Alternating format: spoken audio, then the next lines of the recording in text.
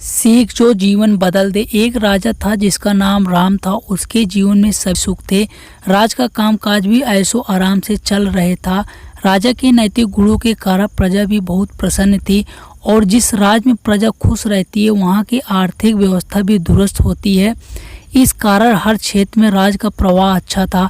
इतने सुखों के बाद भी राजा दुखी था क्योंकि उसकी कोई संतान नहीं थी। यह गम राजा को अंदर ही अंदर सताता रहता था। प्रजा को भी इस बात का बहुत दुख था। वर्षों के बाद राजा की यह मुराद पूरी हुई और उसे एक पुत्र की प्राप्ति हुई। पूरे नगर में कई दिनों तक जश्न मना। नागरिकों को राजमहल में दावत दी गई। राजा की उस खुशी में प्रजा भी झूम रही थी। समय बीतता जा रहा था। राजकुमार का नाम नंदन सिंह रखा गया। पूजा पाठ एवं इंतजार के बाद राजा को संतान प्राप्त हुई थी, इसीलिए उसे बड़े लाड प्यार से रखा जाता था। लेकिन अति किसी बात की अच्छी नहीं होती।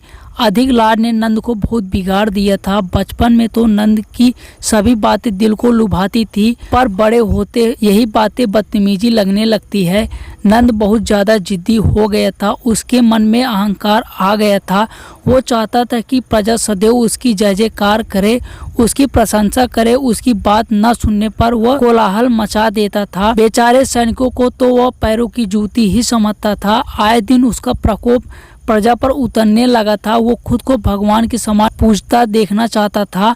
आयु तो बहुत कम थी लेकिन अहम कई गुना बढ़ चुका था। नंदन के इस व्यवहार से सभी बहुत दुखी थे। प्रजा आए दिन दरबार में नंद की शिकायत लेकर आती थी, जिसके कारण प्रजा का सिर लज्जा से झुक जाता था। यह एक गंभीर विषय बन चुका था।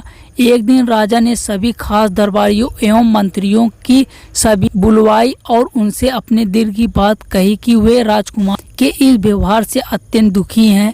राजकुमार इस राज का भविष्य हैं। अगर इनका व्यवहार यही रहा तो राज की खुशहाली चंद दिनों में ही जाती रहेगी। दरबारी राजा को सांत्वना देते हैं और कहते हैं कि आप हिम्मत रखें वरना प्रजा निस्सहाय हो जाएगी। मंत्री ने सुझाव दिया कि राजकुमार को एक उचित मार्गदर्शन एवं समान जीवन अनुभव की जरूरत है। आप उन्हें गुरु राधा गुप्त के आश्रम में भेज दीजिए। सुना है वहाँ जानवर भी इंसान बनकर निकलता है। यह बात राजा को पसंद आई और उसने नंद को गुरुजी के आश्रम भेजा। अगले दिन राजा अपने पुत्र के साथ गुरुजी के आश्रम पहुँचे। ने गुरु राधा गुप्त के साथ अकेले में बात की और नंद के विषय में सारी बातें कही। गुरुजी ने राजा को आश्वस्त किया कि वे सब अपने पुत्र से मिलेंगे, तब उन्हें गर्व महसूस होगा।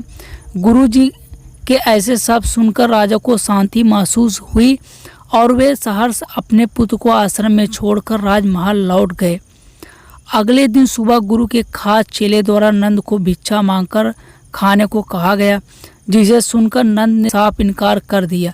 चेले ने उसे कह दिया कि अगर पेट भरना है तो भिक्षा मांगनी होगी और भिक्षा का समय शाम तक ही है, अन्यथा भूखा रहना पड़ेगा।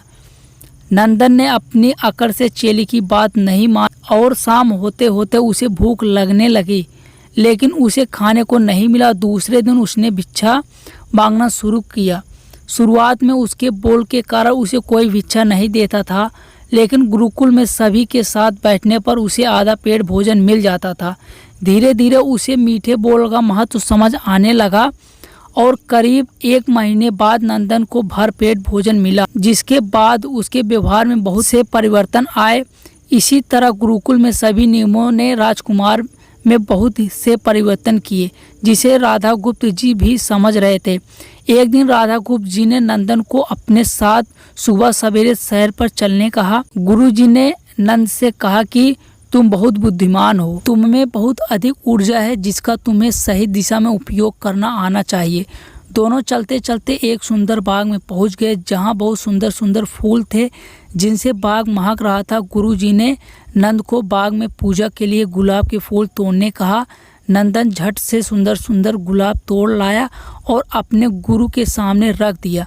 अब गुरुजी ने उसे नीम के पत्ते तोड़कर लाने कहा। नंद वो भी ले आया। अब गुरुजी ने उसे एक गुलाब सूंघने दिया और कहा, बताओ कैसा लगता है। नंदन ने गुलाब सूंघा और गुलाब की बहुत तारीफ की। फिर गुरुजी ने उसे नीम के पत्ते चखकर उसके बारे में कहने को कहा। जैसे ही नंदन ने अब नीम के पत्ते खाए उसका मुंह कड़वा हो गया और उसने उसकी बहुत निंदा की और जतर कतर पानी पीने ढूंढने लगा। नंदन की यह दशा देखकर गुरुजी मुस्कुरा रहे थे। पानी पीने के बाद नंद को राहत मिली। फिर उसने गुरुजी से हंसने का कारण पूछा।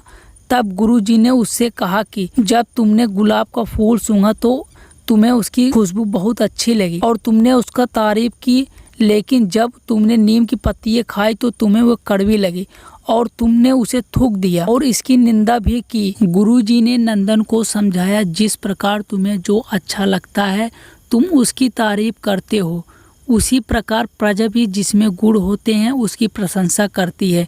अगर तुम उनके साथ दुर्व्यवहार करोगे और उनसे प्रशंसा की उम्मीद करोगे तो वे यह कभी दिल से नहीं कर पाओगे। इस प्रकार जहाँ गुण होते हैं वहाँ प्रशंसा होती है। नंदन को सभी बातें विस्तार से समझ आ जाती है और वे अपने महल लौट जाता है। नंदन में बहुत परिवर्तन आता है और वो बाद में एक सफल राजा बनता है।